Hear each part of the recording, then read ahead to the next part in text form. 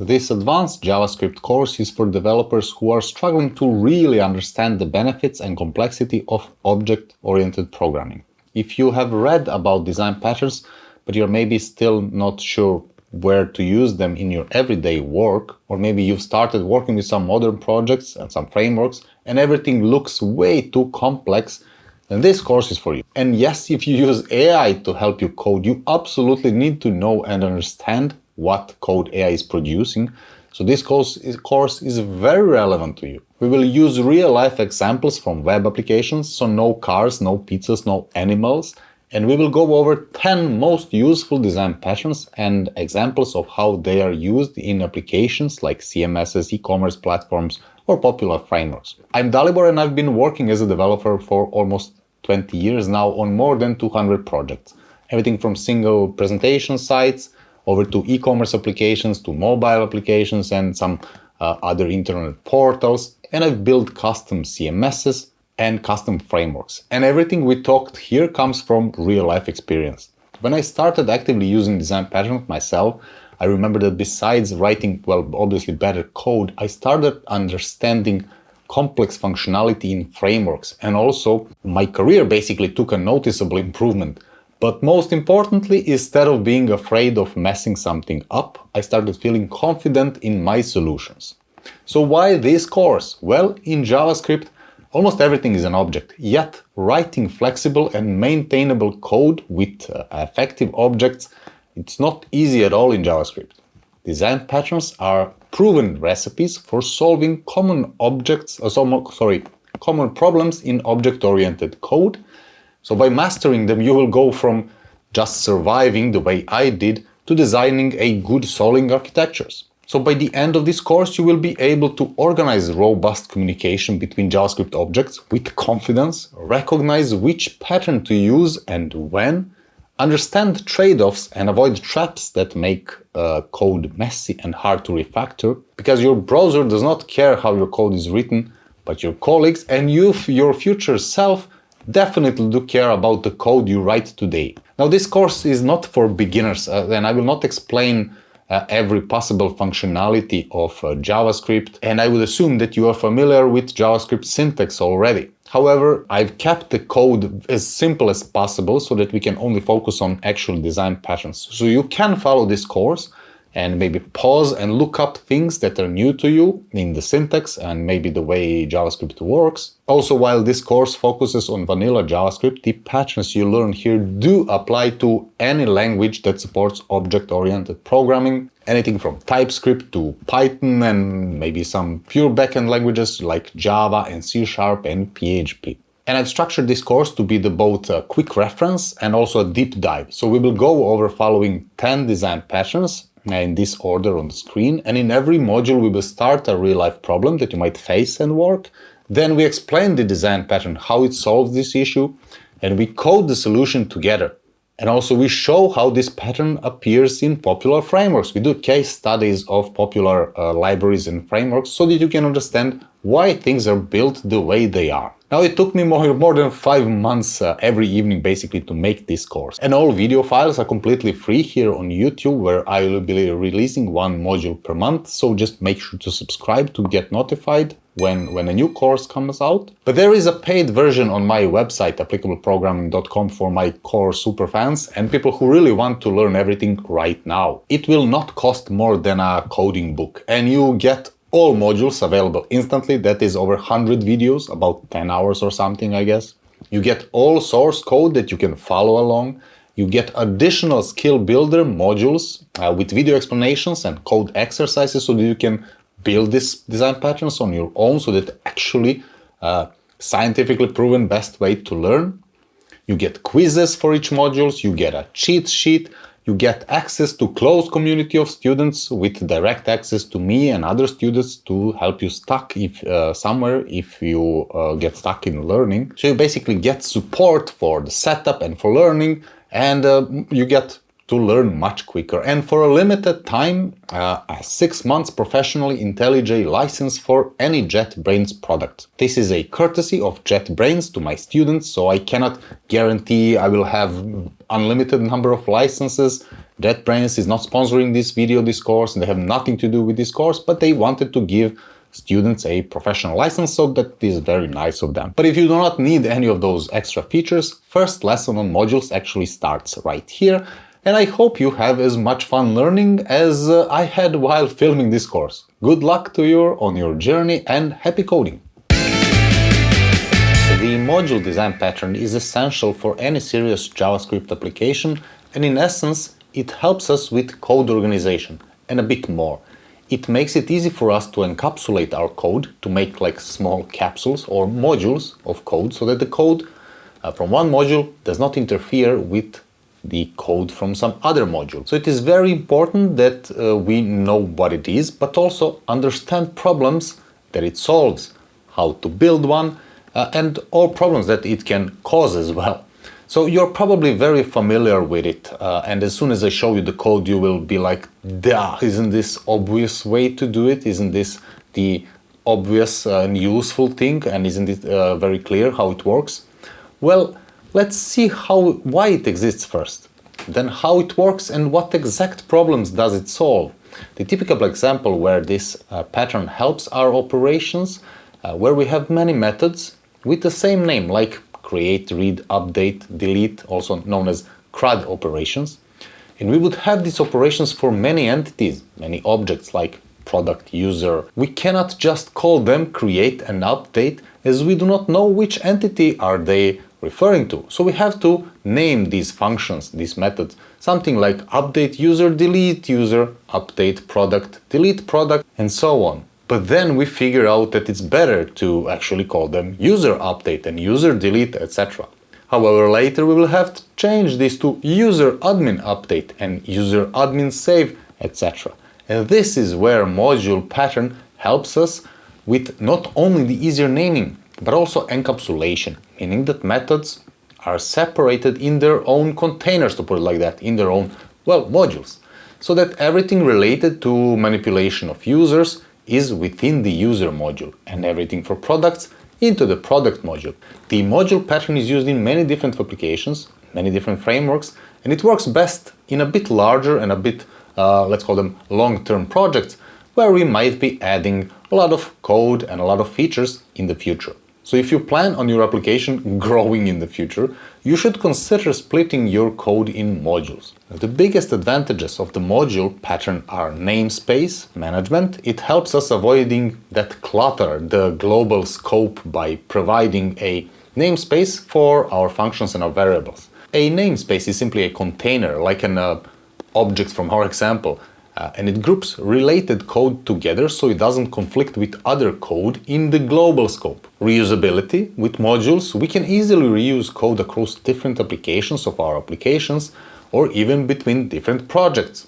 Code structure. It's much easier to work on specific functionality in a single file and just include that file where needed. Modules can be loaded directly from HTML files, or they could be imported into other JavaScript files. This also makes the code much cleaner and easier to manage. We have scalability. When code and files are structured well, it is much easier for our application to grow, because we can just add new files and new modules when needed. Some disadvantages it has are, well, understanding the principles. If you're not familiar with concept at all, it might feel strange or unnatural or overcomplicated to just split your code in multiple files and have it living in multiple different places and having to think about it. But I guess this goes for any other patterns or any other things in code as well.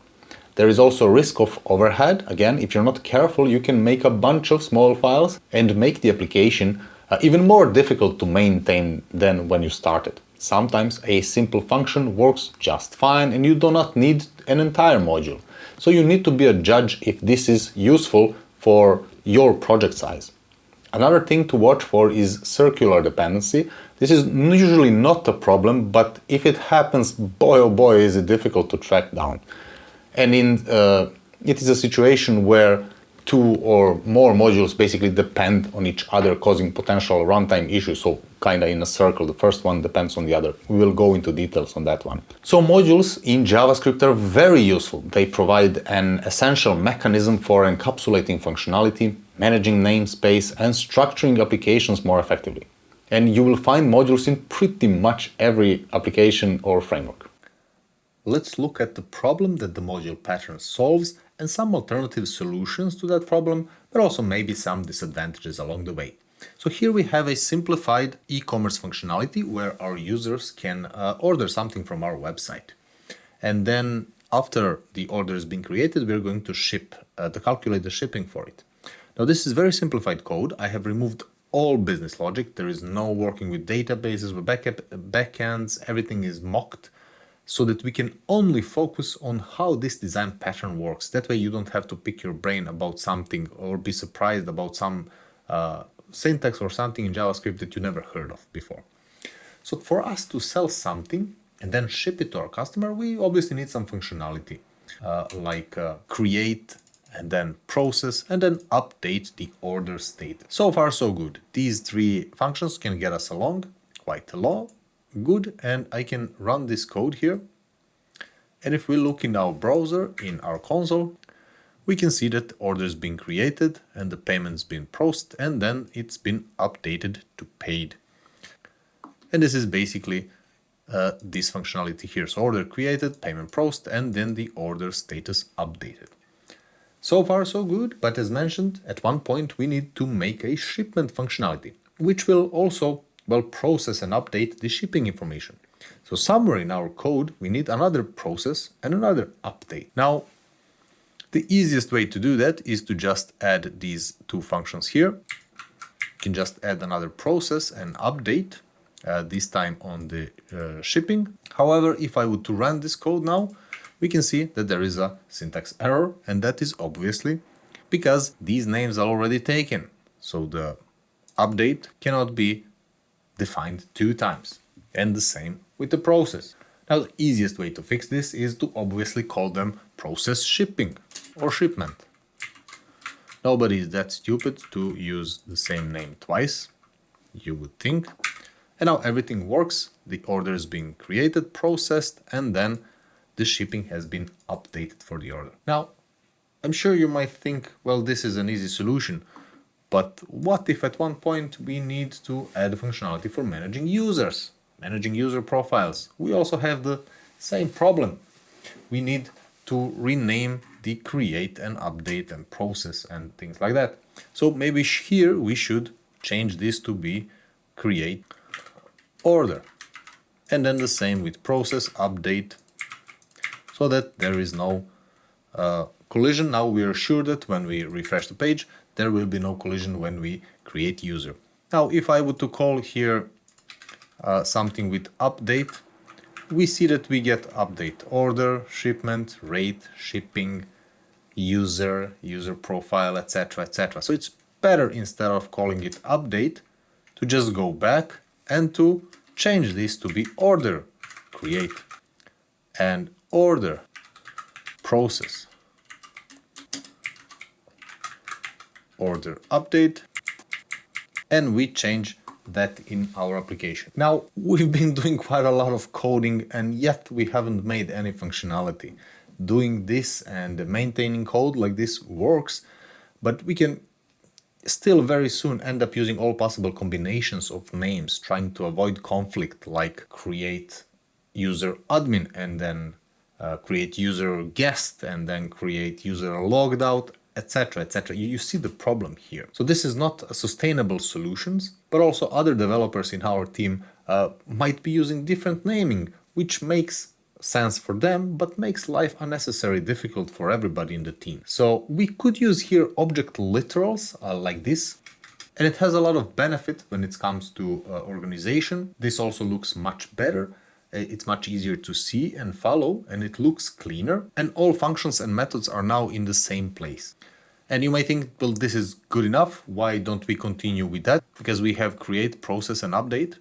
And the main reason is that still there is missing a concept of encapsulation, meaning that this data that I put here, the order data here, if we would just to say at one point order manager, order data, and let's say name, and if we just clean this name to empty space, this would change in the entire application. You see that I even got the autocomplete from the editor. That's great because we now get that help. However, if I were to update this data and let's say that I get this data somewhere, like the customer data, right? And then I update this customer data to empty. If I would to use this order manager some other place, so not this customer data, but order manager, and console log this, it would actually output null here. If you look at the console, there is an empty line here outputting null value. And that is because we have accidentally overwritten the order manager data, internal data, with some external variable. And this happens more often than you would think. And this is where modules would help us prevent that, making our application much more robust. And the second issue here is that, as I shown, everything is exposed to everybody. While the code is decently organized, this order data is available here to change and to do something with it. And also, when we do the update of the order or calculate shipping, for example, there will be a lot of internal functionality here that's relatable or that's relevant only for the shipping and not for using outside. And our IDE would still here suggest all of those private methods. If I would to make something like private internal, our IDE would still suggest us here the order manager. We can still access this private internal and it will work just fine. It will call it, and there is no mechanism preventing us from using some internal functionality here. And that is part of the encapsulation or controlling access, because we only want to expose those functions and those methods and variables that are relevant for our users of this library. And finally, since this is one object here, it has to be in one file. This file would grow to be just larger and larger as our application grows. We could split this into multiple objects and multiple functions, but then you're kind of making unnecessary compromises. Also, at the end, each and every file needs to be included in our application in every page. So we would risk missing some dependencies or some functionality somewhere along the way. But I want you to pause here and to look at this code and think, how would you solve this problem of encapsulation and this problem of namespacing? And then we're going to look at how modules can help us solve this. Let's go over one example of how module design pattern helps us with all those problems like encapsulation and namespaces with naming and few other things. So in this example, I have a code that works with some content. This could be a post on a web page or maybe a forum article. And here we have methods like create post, delete, and probably update. But then we also have create comment, delete comment, and some internal functionality like analytics, create tracking and delete tracking and all. And this looks just fine. And why would we complicate this with modules for now? Well, apart from the fact that all our methods start with create and delete, and some of them start with tracking create and tracking delete, which after a while will bring us to having tens or maybe hundreds of same methods starting the same but having nuances in their naming, like create user, create admin user, create guest user, create user editor, etc., which in the very least will make our autocomplete in code editors unusable when this application grows, because it becomes increasingly more difficult to maintain. Now, we could split this in multiple files and don't have to look at them, but the problem is still there that the names have to be unique, and we also have to include each and every file in the entire application that we use. So here is where we introduce modules. And what modules do is they actually group this functionality together. And this way we can use these modules anywhere in our application and call them only when we need them. So this module does not have to be included each and every time, right? So we can then just call our methods from our modules directly, which now allows us to know basically which module has these different methods, which is actually a solution to our naming problem, right? Because now we can have the same methods create, delete, as long as they're in different modules, they could have the same name. So this is what namespacing is. It allows the same name for methods, but in different namespace, right? We can also move these methods into different files, right? So that we have the better file organization and only include the files that we are actually using. That way we don't care if we have tens or hundreds or tens of thousands files, we just import the one that we actually need. But most importantly, these modules are now fully encapsulated, meaning that, well, post module is completely isolated from the comment module and from the analytics module. So they don't care about each other and they can do their own functionality inside. And all relevant methods are inside corresponding module, and also they cannot interact by accident, calling some other methods that they are not supposed to. And even by using this export statement, we can actually control what are we going to actually export from the module. So this is a private function now because it's not accessible from anywhere except from this module, right? It's not exported here. We could have additional function here, like for this cleanup, and if it's not explicitly exported from the module, then using it somewhere else will actually throw an error because the code cannot access it. And this also helps us a lot with reusability of our application, because we can actually copy these modules to another projects or another application that we might have. And also, since these modules are now self-contained and have everything they need, they should just work fine in different applications with little to no modification. At the same time, our application becomes much more scalable because we can add as many modules as we need without having to worry that our application will become too slow for the users or that the page will take too long to load. That is because these modules are imported here only when we actually need them in the application. Now, please note that this way of writing modules is only one possible way, and they are not definition of this pattern. The patterns are not about the exact code syntax, as we mentioned several times. They are more about the organization of code or data flow. For example, this could be set as functions here, so that we just export the functions directly, and when we import them, then we can do renaming so that we don't have conflicts here, but that is up to preference. And this is something that we will do in the skill build module later, because remember, watching is understanding, but actually doing is learning. So for the end here, I wanted to mention the circular dependency that we mentioned before, because this is something that could make your life a bit difficult if you're not aware of it. And what circular dependency is actually when one module depends on the another module that actually depends on the very first module. So in our examples, the comment module would use some analytics, and the analytics would also use something from the comment module. And this is probably not the best example from out there, but at the same time, this is almost resolved using ES6 modules, but it's not completely eliminated, so it's something to be aware of. So if you have to resolve this, you would use some mediator, so a third module that would then include these two modules, and then you can just call from that one, and that mediator will do this complex task and take them outside of that glitching situation.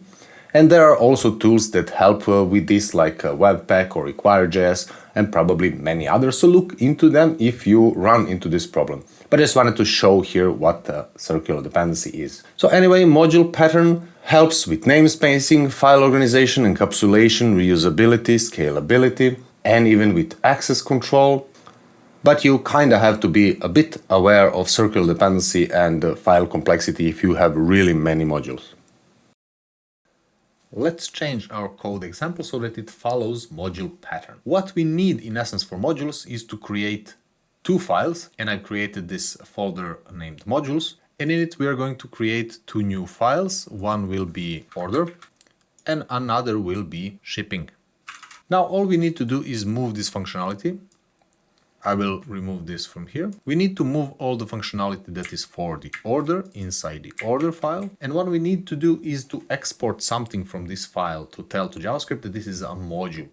We are going to export them from this file and then import them into the main app file. One way of doing that is, as we did before, we can create an object. So this would be export const order module. And for each of these functions, I'm going to make a property by create and one for process. These could be now nameless functions. And then finally one property for the update. Now this is pretty much ready. We just need to import this order module from the main application file. And that is as easy as saying import, which is the order module from order. We need to put .js here. And with a bit of luck, if we run this file, there is a problem that order process is not defined. And that is because we are just calling the old functions. Now we need to change this, that instead of order process and order create, we are going to call our order module. And then we are going to call the create property on that one. We will do the same here for process and the same for order update. We can see that we still have this as it was before. So there is orders being created and the payment is processed and then it's updated to paid and then the shipping has been set to shipping, even though the shipping is still the old way as we're doing it here in the code. But that's fine, we can just do the same for the process shipping. Now in the shipping, we're going to move these two functions and let's do the same. Export constant shipping module. And let's just make two properties. One is process and another property being update.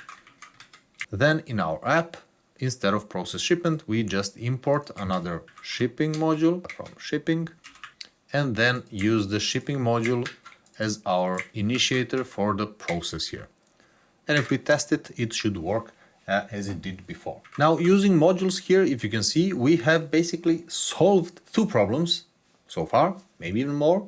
But the first one is namespacing and the second one is encapsulation. So namespacing means that naming of these methods, it's much cleaner. So there is create, process and update, and there is process, and we could even have another shipping module.update. And if we check in the code, sure enough, tracking has been updated. So what this means now is that we can have multiple methods with the same name, kind of the same functions with the same name. So it could be update and process, but since the first one is on the order module, it will never conflict with the shipping module, right? And this way our projects can grow as much as it will, because it doesn't matter. We just add another file or we just expand this shipping module or order module, which also brings us to the second point, and that's encapsulation. We now have everything that is related to the order into the order module.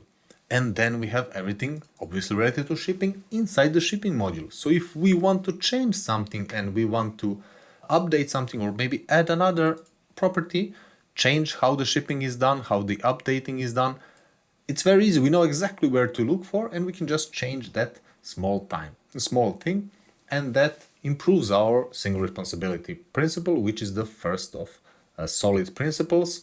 Meaning that there is only one reason for this object to change. And you might think, well, my application will never grow. It's fine as it is now. You can just add another file and move everything here. But you do want your project to grow, actually. You want many, many users on it.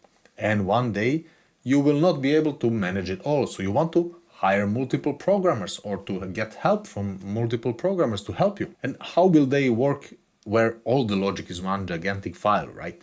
This is why we need modules. Remember our problem of anonymizing the data and it being changed globally? So here in the private module that I can show you how this works now.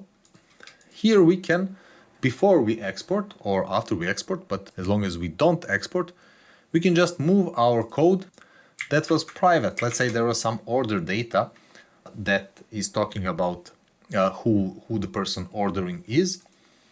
And now this data could be used here. I can just log it to see that we have it.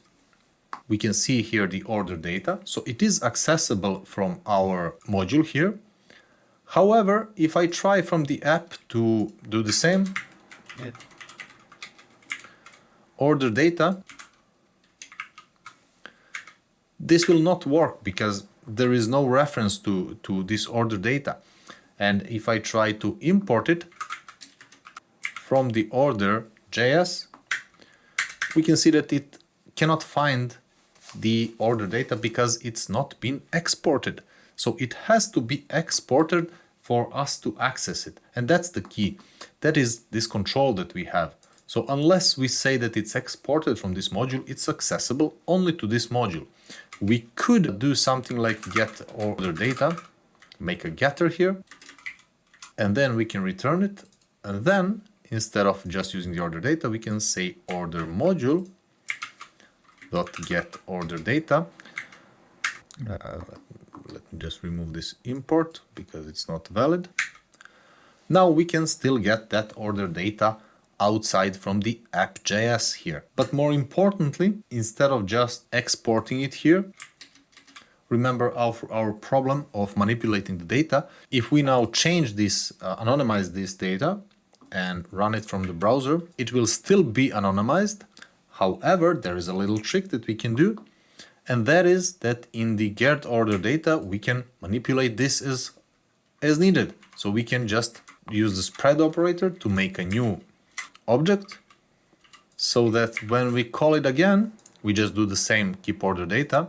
And now this other variable will not be anonymized.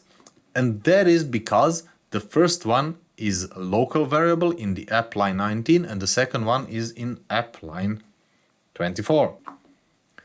Meaning that even though we are getting the order data, these actual values that are here are kept safe to this local space, to this capsule. It's important that as developers, we know many solutions and their ups and downs and their advantages and disadvantages so that we can choose the correct one. With the module, you kind of get into a lot of files, a lot of complicated things for simple things. If you can solve it with simple solution, don't complicate it. But just to summarize, we have fixed namespacing, file organization, namespacing in a sense that we can have the same name for different functions in different modules, encapsulation and data control where we can actually have private data here. And also we have increased reusability in a way that we can just copy one of these modules and copy them and use them in another application. But also we have kind of solved the scalability or enhanced scalability so that our application can grow much better now because everything is in its own file, in its own place. Let's have a case study where we look at several open source applications like CMSs, blogs, libraries, and see how they are using these design patterns. So for the module pattern, I've found this Strappy, which is a open source headless CMS. So it's a CMS without the frontend, only backend. And that way we can make frontend with using whatever we wish, whichever library we want. And this one also uses a TypeScript, but in their examples, there is pure JavaScript as well. Like here in the get started example, where they import relevant modules, like other component libraries from React and Button, but they also then export them from here, in this case, the default export, which some configuration and some bootstrapping of the application so that the main application can use this admin part here. So when we work with this CMS, we will not edit all JavaScript directly. We can just reuse these modules and this configuration and this setup, and then we can do something with these modules, and that this module will be picked up as mentioned by main application and booted up and configured properly for you to use. But you have some flexibility in adjusting these configurations, like here in this theme file where they are configuring menus and logos and things like that, so you can change them yourself. A second example is this Decap, also CMS, but this time this one has the front end, so it's not headless, it has a head. It stores content statistically in the Git repository, which I think is quite cool. There is no database for this, for content, which means that it's very fast. And in their source, here in the scripts folder, and this is how this strap looks like, by the way, you can go in and change and play with the content.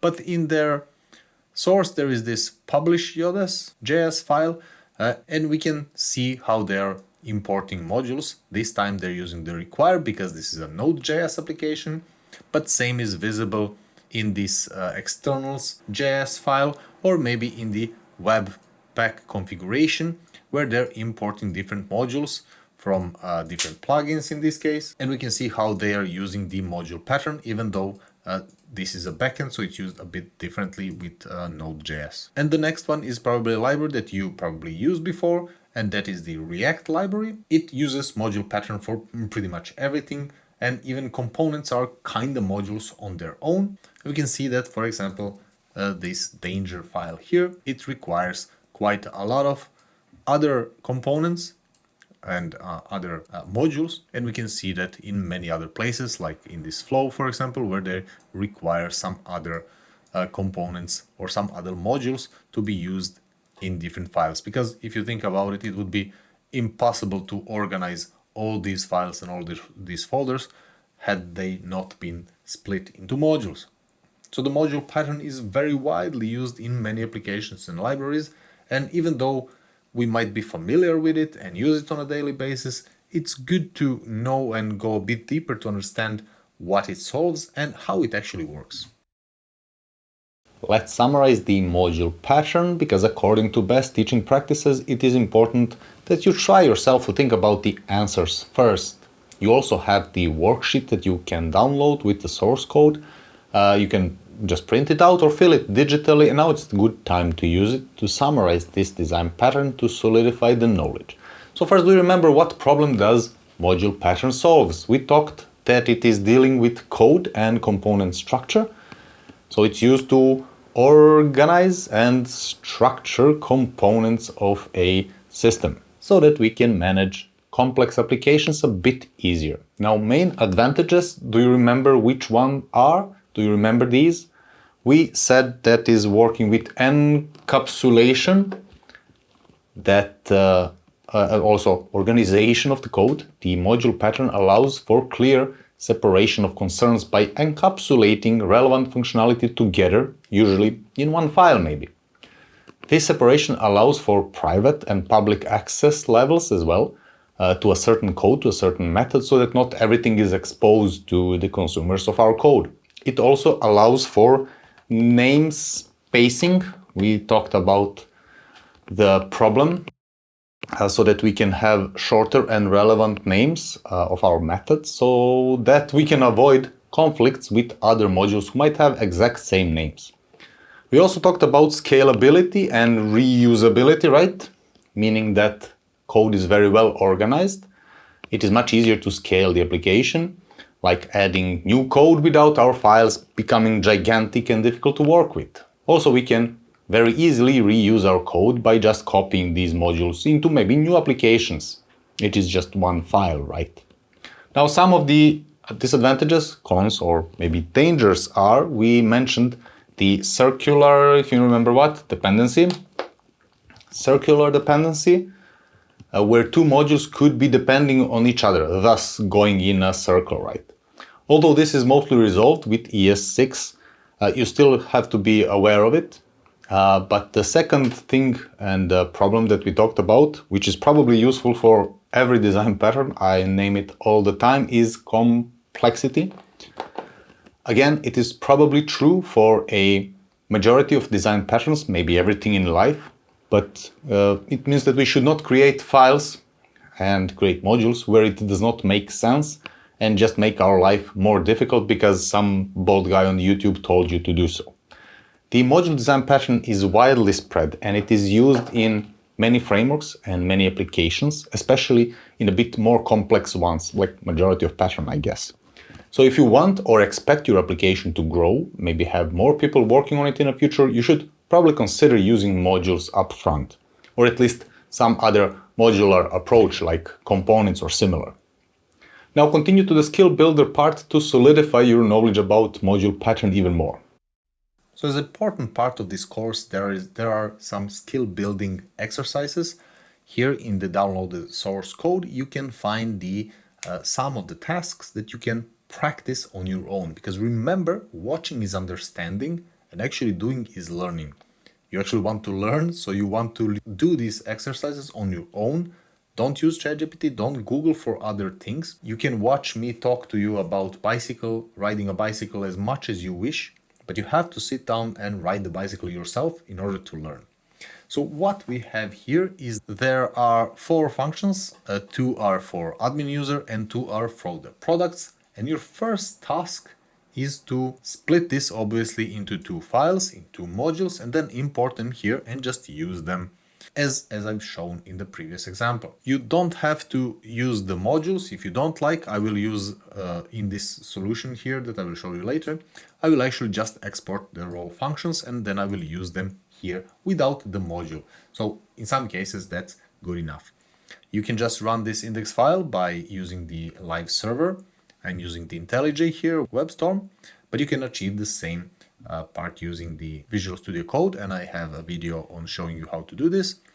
But in this skill builder, you can see that we are creating and updating user, also creating and updating a product, and you just need to refactor code to use modules here. Now this is relatively easy task just to get started. If you do get stuck, go to the community section in the website, in the course website, and check examples that other students might have shared before you. And then try to use a few minutes to solve it yourself and see how it goes. So let's look at one way of solving this task using the module design pattern here. And I will not do the code, I will just show you how I did it because it's relatively simple. So here in the solution, I've created 2 files here. And if we look at the products admin, you can just export the function directly, as I mentioned. Just to do this a bit differently, we export create and then we export update. However, still, if we import it here, we have to import it as a user admin, or you can actually import functions yourself, but then you if you import 2 with the same name, you will get an error, meaning that you have to give them alias. And that's a fine exercise to do. I've done it here and I've imported everything and then put it into an object here on the fly, so that I can just run user admin create and update, and the same for product admin create and update. You are more than welcome to share your solution if it's different into the community section for this course. Even if you are first student of the course, remember sharing is caring. Also be professional and respectful. We are all here to learn, so there are no stupid solutions, there are no stupid questions. Feel free to reach out to other students if you have any problem. Also, check out the source code for the second task that you can practice on. Even though there is no video for every possible task, they should be relatively easy and should enforce the learned knowledge. Good job so far.